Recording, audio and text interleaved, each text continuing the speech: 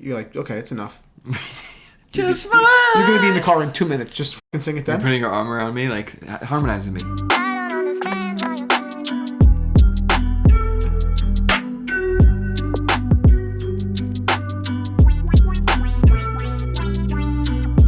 What is up, Watch fam? I am Christian, curator of the Theo and Harris Watch Shop. My name is Michael, and this video is sponsored by Aura. You Terrific. should have better safety on the internet. More on them later. Yes. Before we get into our crazy topics, and you call me the stupidest person in the room of two people, what are you You wearing? called me the stupidest person in the room. No, I just said I'm smarter.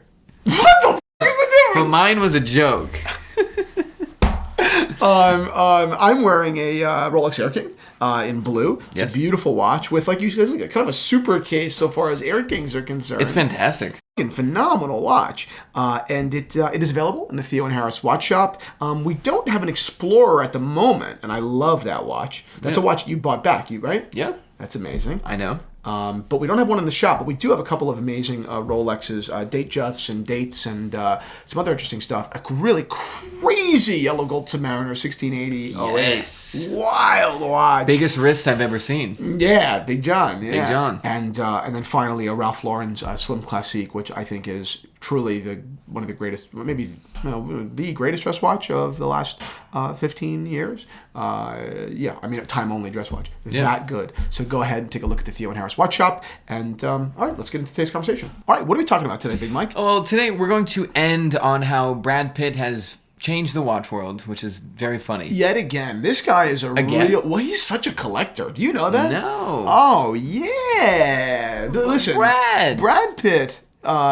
he puts his pennies away for watches. For a whole 3 seconds so he can save up for whatever the Interest payment, daily interest payment. He's like, oh, I'll take that. I'll just take that. Yeah, it's wild. He's done it again. I think that he took a watch that is like kind of sold out, but not really that desirable. I literally just said I felt like there was a lot of push to try and make it popular, and it never hit. Rather, you just said never hit. What do you mean? It never hit. It never hit. But then Bradley got up in the morning and decided he was going to change the market. Yes. So we'll get into it more, but prices have fluctuated dramatically. Dramatically. Wow. Overnight? Overnight. From one picture. From one picture. Wow. Okay, so we'll get into that. But before we get into that, I know you don't really like, or not that you don't like, you don't care about the IWC Mark line.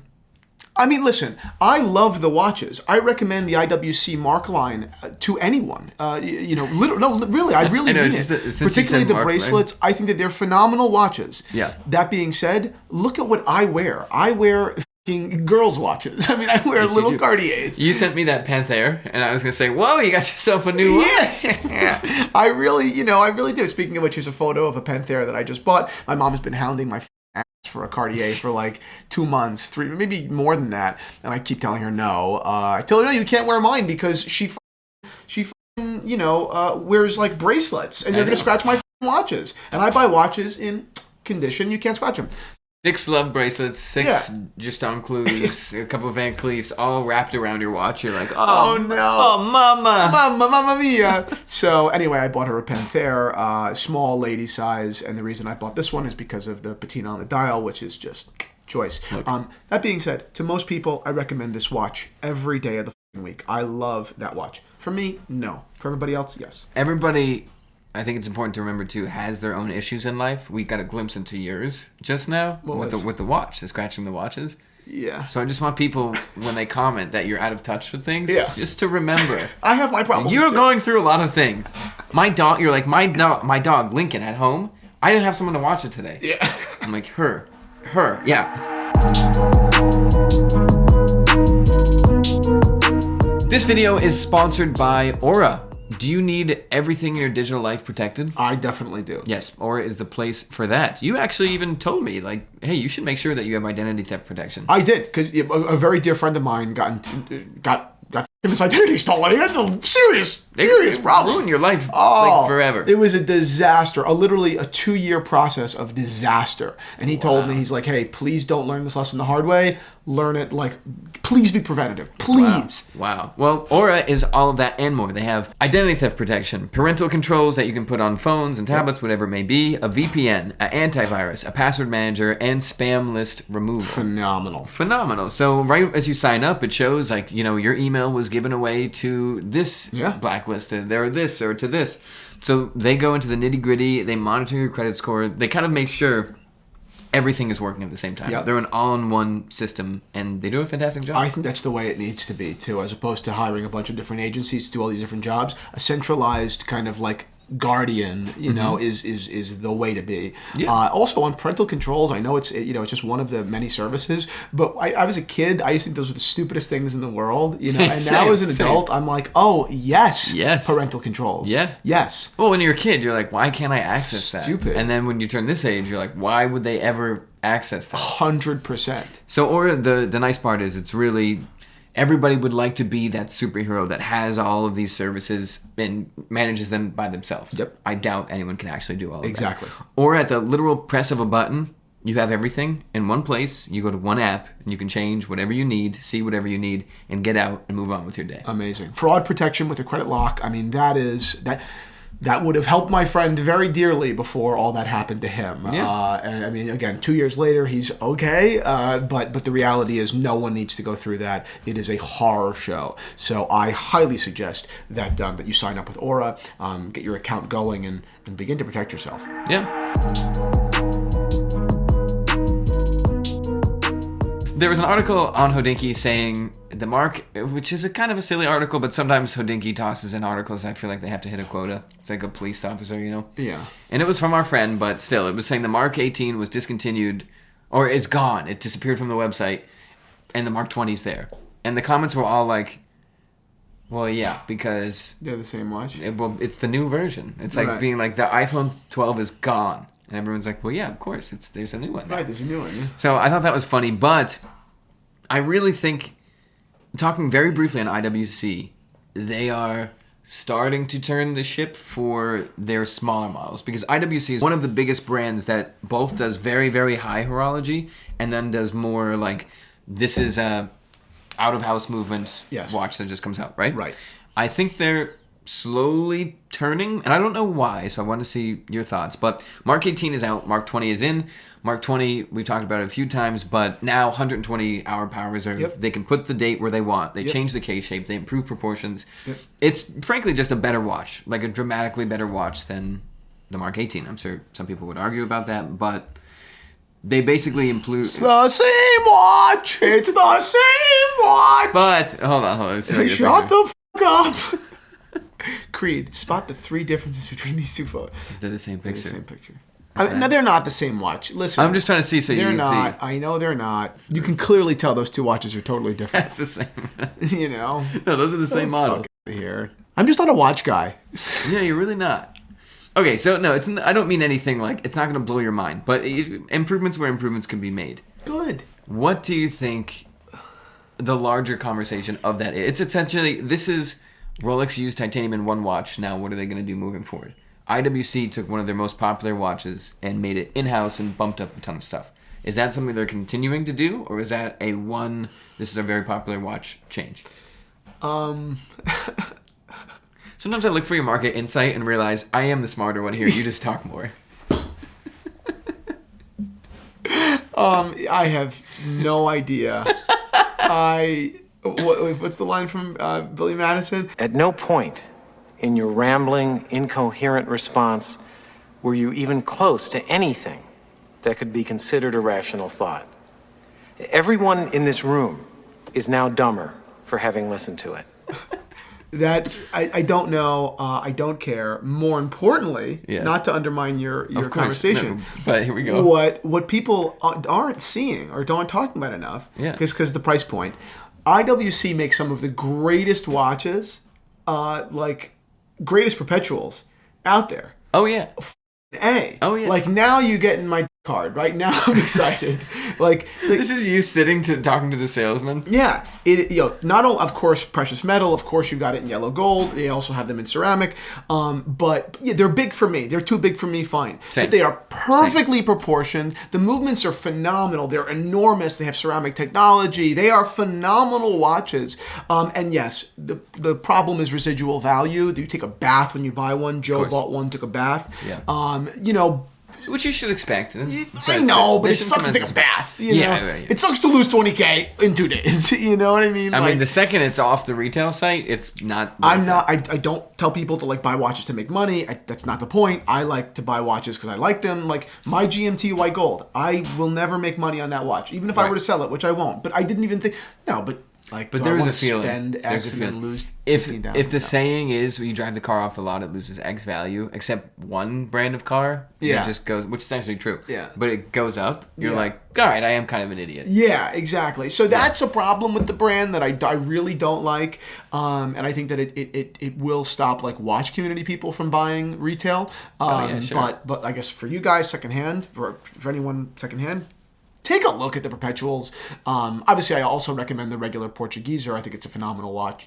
Perfect dress watch, perfect modern dress watch. But look at the Perpetuals, man. They're phenomenal. They're insane. Phenomenal. That's what watches. I find so weird about IWC is that they don't just make complicated watches, Yeah. which Perpetuals are complicated, but they sometimes will make unbelievably decorated, complicated watches that are like just unreal. Yeah. And then they have like a ETA based watch. Right. That gamut is crazy to see in one brand. Yeah. That's why you see conglomerates, really. They take a brand that does each of those. Yes. That scale up is wild. It's wild. It's wild. Yeah. So I mean, what else are you going to get if you want a complicated watch? What else are you going to get at $30,000? Okay, look at Patek. Well, you can get. You're in the annual calendar world, but those watches are way too small. Not for me. They're perfect for me, but for the kind of guy that could do the IWC, way too small. Right. You can get the Patek World Time, also too small for that guy, generally speaking. From Rolex, you could do a Sky Dweller, not even nearly as complicated. Yeah, I was gonna say it's a different thing at that point. Complicated. It's Right. also decidedly sporty compared to the IWC. That's a watch that you most likely get for flash value, not complication value. Yeah, right. Well, it's a phenomenal complication. It is, Sky it is, Dweller. but you know what I mean. But it's definitely sportier. What are the other brands? What else can you get? You're going to go with a Panerai complication? Listen, right. You're not supposed to get a Panerai complication. You're not supposed to get a Panerai. Well, Just kidding. No, I mean, you're supposed to. I mean, I don't know. I wouldn't buy a highly complicated Panerai. I just wouldn't. Blancpain? Sure. What though? Like, no. Some of their watches have Torbs and stuff like that. Yeah, well, I'm talking about 30 grand. I'm talking about 30 grand. Oh, right. No, you're complicated 30 grand. It's such a unique price point. And I think that people should start looking at that price point. Sounds silly. I know it's a lot of money, but people are spending. A ton of people have spent $25,000 on a GMT, on a Daytona, $20,000 on a GMT, and they have other watches too. So while, yes, you can make fun of me for sounding out of touch by saying you should seriously consider $30,000 perpetual chronographs, I know I sound like an idiot, but not if you're in that market, though. That's 100% true. Yeah, and a lot of people are in that market. A lot of people that are watching are in that market. So look at those watches; they're awesome. Yeah, they're awesome. That's my IWC. I know. On the other thing, I don't particularly care about the Mark series. I think it's a phenomenal watch to recommend. You can get them for under $4,000, maybe even less. I'd recommend them any day of the week over a Datejust to a lot of people. And I love Datejust. Oh, yeah. But a lot of people are like, I don't want to wear a Rolex. But, I don't know, maybe a little too formal. So that's how I feel about the whole Mark thing. Yeah. But the bracelets are phenomenal. Oh, the bracelets are unreal. Yeah. Unreal. Yeah, I just find it such a... IWC is a popular brand, obviously, but it doesn't have that oomph behind it in the watch community to like mass appeal. Yeah. But I just find it so interesting when you change something that much, you change the engine of something that much, it's like, okay, what is your plan here? Yes. Because now you have to either pull other things up, or that for some reason is the one. Yes. Maybe it's cheaper. I don't know. Yeah, I don't think. I also don't think that they work a lot on messaging. I don't really think that they work very much on like building social equity in the world or the watch community. I think that they're pretty much, Yeah, I'm cruising along. They kind of seem to be cruising. Wherever you walk in, I feel like they probably rock brick and mortar. Wherever you walk in, they're there. Yeah. You know? And they're probably at a very strategic price point, and people are like, oh yeah, IWC, that's a good watch. Yeah, right. Yeah, it's right. a really good watch, isn't it? You know, it's always like with a question mark at the And end. then you bring out the That's a Perpetual. You're good like, yeah, watch. look what they make. It's a good watch, right? Yep, right. That's exactly who they hit. That's my dad. Because that ETA movement. Yeah. Your dad in lives, you can see, good watch, good Good watch. watch. Good watch. Yep. Bradley. Bradley Cooper. Bradley Pitt? Bradley Pitt, yes. Bradley Pitt then. Bradley Pitt. Bradley Pitt. Brad Pitt is a big watch collector. He has a 5712, which I love. I think it's far, far, far superior to 5711. Macklemore's cousin. Is that true? He has a song called Brad Pitt's Ugly Cousin. Oh, I had no idea. Just in case he was watching, I figured yo! you poke your belly button there. He has a Cartier Tank Guichet, which is a very rare jump hour Cartier, phenomenal watch. He has a bunch of adopted stepchildren. Phenomenal watch. They're phenomenal watch. Rollies next to you, like, that's gotta be a great watch. I've never heard of adopted stepchildren. He's got a ton of great watches. Enter Brad Pitt on the Vacheron 222 scene, the yellow gold reissue 222. We talked about this watch like very recently. I literally said it seems like there's a lot of fake, not fake push, manufactured push to make it a cult watch. Everybody else, every blog post, every reviewer was like, yes. And I feel like the reactions from the audience was like, nice. It's a reissue. That watch is no more original than the 15202 by AP or the 5711 from Patek. Yep. It is just a reissue. Phenomenal watch. I love that. I in the last video, I didn't give it hate, but I did say that I understand why it's not as attractive. I do think that it is I'm not saying it's an inferior design. I wouldn't say that, but I think that it's not as likable to most people because it doesn't really taper all that much. It wears a lot like a cuff as opposed to a watch, which we're used to wearing. Right. And especially right on the head of the watch. Oh, yeah. It's straight like a cuff. It doesn't go out enough at all. Exactly. I think you said it has like too much of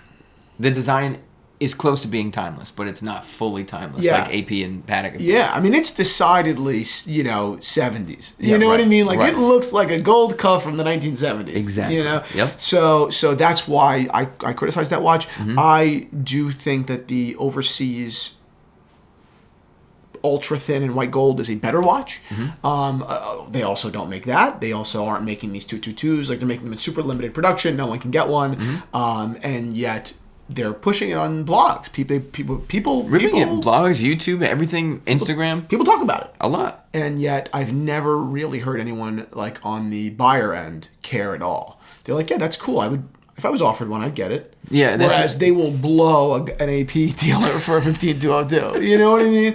It's just, it's not even close. Not at all. It's not even close. You can't. That type of hype, you can try your best through design and marketing, but you can't make the hype of those watches. Exactly. So Brad Pitt wore it. Except, Yeah, Brad Pitt wore it, which I doubt was coordinated. I'm sure he just liked the watch, got allocated one, and moved on. Yeah, for sure. But he's in a photo wearing it. And what's funny is Brad Pitt may be making this watch cool, and he's never going to make frosted tips cool again. I don't know why he's wearing those.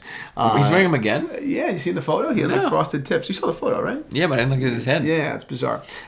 So anyway, the watch dramatically increased in price overnight. I think the retail on the watch is somewhere around $80,000. Dealers were trying to, list them and push them because dealers are dealers in a wide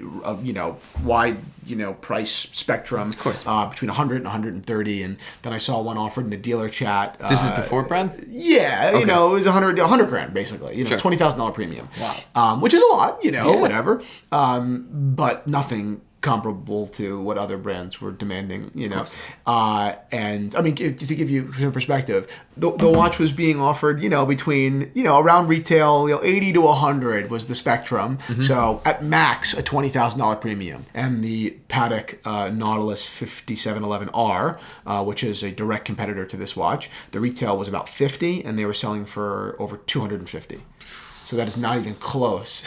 That's not even. It's not even close. After doing the math in my head really quick, it's not even close.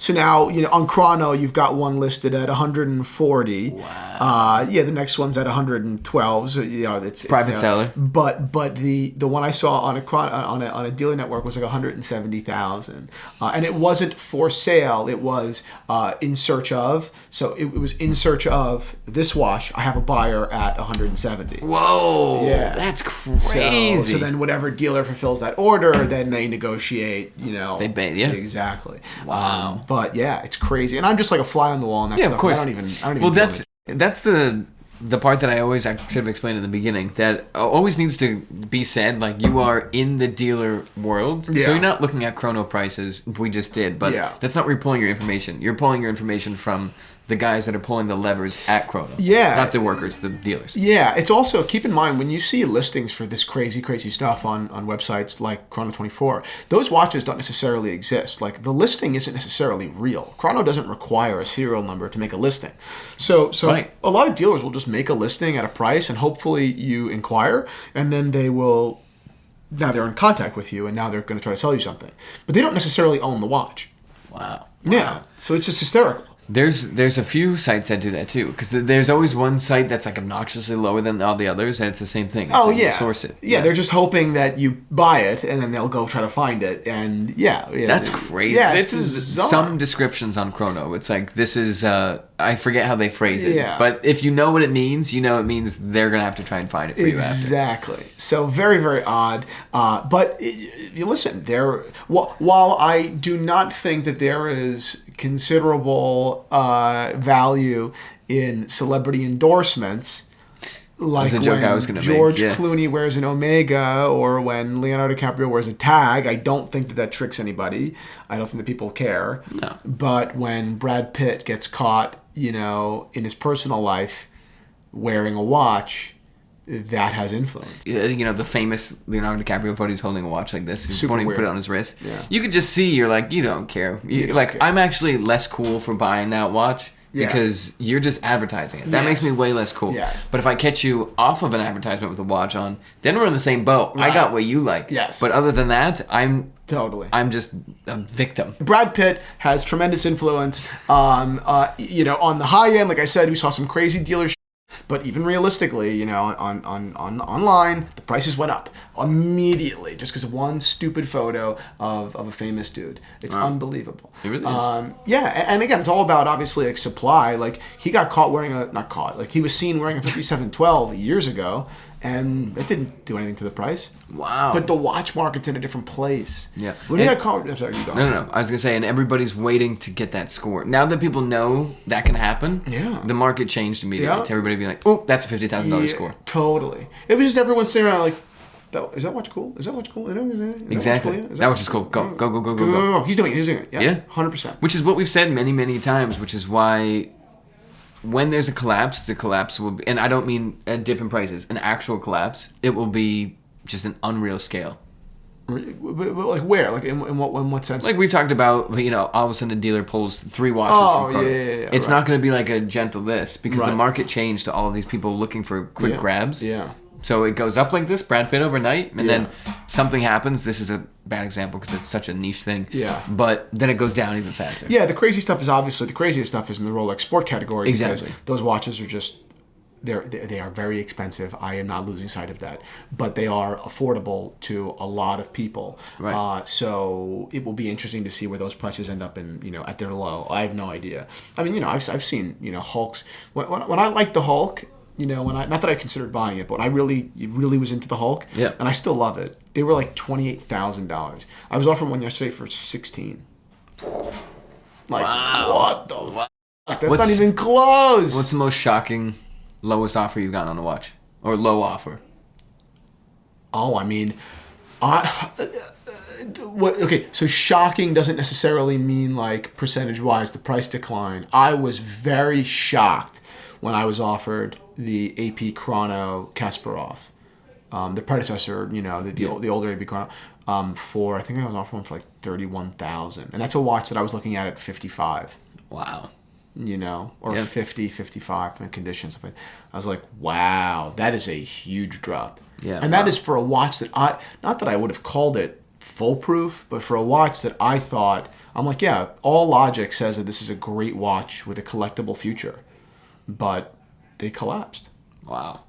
Do I think they're safe at 30? Yeah. Yeah, of course. Now I do. Yeah, because they've already, I do. But I chose to get the GMT anyway. So, yeah, right. Yeah. So that's how I feel. Oh. But yeah. That's it. All right. Thanks, Thank Brad. you all for watching. Congratulations on your new watch, Bradley. Macklemore, congratulations on your new song. Heroes is great. I didn't hear it yet. It's fantastic. I was too busy listening to Miley Cyrus's Flowers. What? Yeah. What? Oh, is that a new song? Yeah. Oh. It was the most streamed song on Spotify. Go listen to her sing Jolene in the I thought you were backyard, gonna say backyard Flowers. sessions or something. Oh, that's right up your alley. Because that's her. Exactly, it really is. Because her godmother is Dolly Parton. So they're very, very close, I believe. Wow. Yeah, she was on Hannah Montana a lot. Was she? Yeah. Oh, really? I didn't know that. Oh, yeah. Yeah. You had a sister.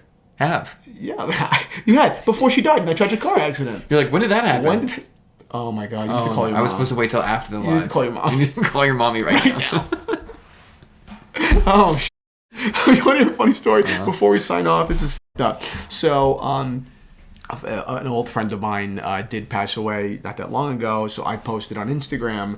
It was a photo of me, him, and Sam as children. Did you hear the story yet? I don't know the story. I know the picture. I know this. Everything else. I posted this. So in the photo, I wrote, lost a friend today, and then a message. Sam's sister woke up in the middle of the night, probably high or whatever. Oh, no. And she saw it and freaked out. She thought her brother had died. Can you believe after a picture of 3 people you immediately think, oh no. So she called up her house. What the f*** happened to Sam? And her mother was like, he's fine. He's right here. He's right here. He just farted. Yeah, but I should have put friend left as opposed to just leaving. I just assumed that no one thought it was Sam. Yeah. Oh, that is so funny. Yeah. The setup for that story is the funniest part of Yeah, it. yeah, So you yeah. immediately know what happened.